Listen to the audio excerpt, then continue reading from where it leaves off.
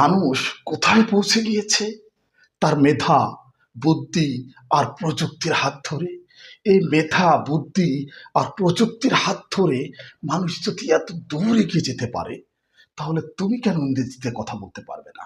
আরে কোনো ব্যাপার না, ইংরেজি একেবারে ইজি। চলো আজকে খুব সুন্দর একটা স্ট্রাকচার তোমাদেরকে শেখাবো। আচ্ছা ধরো, তুমি এভাবে বলছো, আমি হয়তো লিখেছি, আমি হয়তো খেয়েছি, আমি হয়তো করেছি, আমি হয়তো দেখেছি। দেখো এই যে এই ধরনের বাংলা বাক্যগুলোকে কিভাবে ইংরেজিতে বলবে? তোমরা যদি স্পোকেন ইংলিশে নিজেদেরকে ইমপ্রুভ করতে চাও, মানে স্পিকিং স্কিলটাকে ডেভেলপ করতে চাও, তাহলে অবশ্যই তোমাদেরকে এভাবে শিখতে হবে। দেখো আমি কি বলেছি, আমি হয়তো করেছি, আমি হয়তো গিয়েছি, আমি হয়তো খেয়েছি। ঠিক এভাবে আমাদেরকে আগে বাংলাতে চিন্তা করতে হবে, তারপর কিন্তু ইংরেজিতে রূপ দিতে হবে।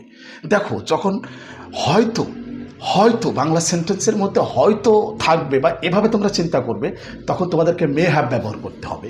মে হ্যাভ, অর্থাৎ বাংলা সেন্টেন্সের মধ্যে যদি হয়তো থাকে তাহলে মে হ্যাভ ব্যবহার করতে হবে। অর্থাৎ এই যে স্ক্রিনে লক্ষ্য করো, এই স্ট্রাকচারটা তোমাদেরকে ব্যবহার করতে হবে। Subject plus may have plus ভি3, subject plus may have plus ভি3। আচ্ছা চলো আমরা উদাহরণ প্র্যাকটিস করি। যেমন আমি হয়তো খেয়েছি, I may have eaten, I may have eaten. আমি হয়তো লিখেছি, I may have written, I may have written. তারা হয়তো এসেছে, দে মে হ্যাভ খাম। আমার মনে বুঝতে পারছো, একেবারে ইজি। কিন্তু জাস্ট তোমাদেরকে এটা মনে রাখতে হবে, যদি হয়তো থাকে বাংলা সেন্টেন্সের মধ্যে বা তোমরা যদি এভাবে চিন্তা করো, তাহলে মে হ্যাভ ব্যবহার করতে হবে। সে হয়তো এসেছে, হি মে হ্যাভ খাম।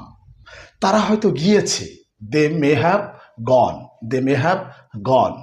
আমার মনে হয় বুঝতে পেরেছো। দেখো এভাবে প্র্যাকটিস করতে হয়, এভাবে ইংরেজিটা প্র্যাকটিস করো, ইনশাল্লাহ ইংরেজিটা অনেক ইজি হয়ে যাবে তোমাদের কাছে।